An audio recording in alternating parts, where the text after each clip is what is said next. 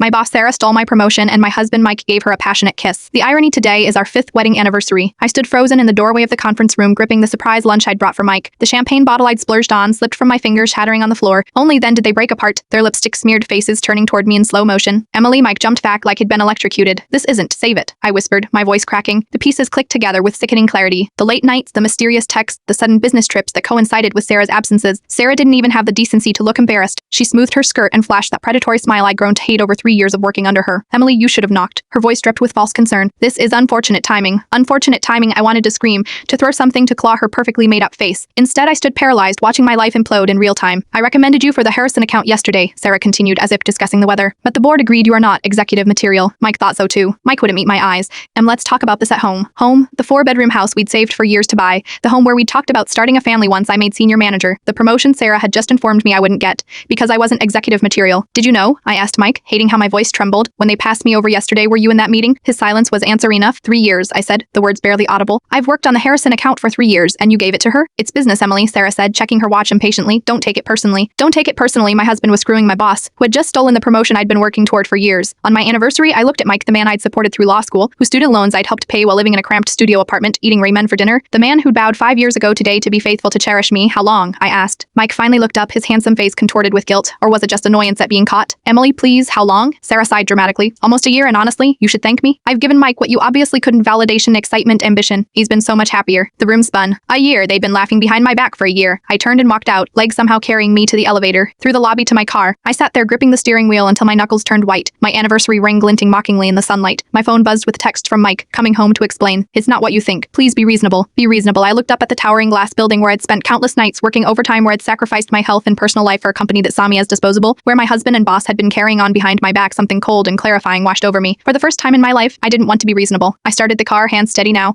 If Mike and Sarah thought they could humiliate me and walk away unscathed, they were about to learn a very painful lesson.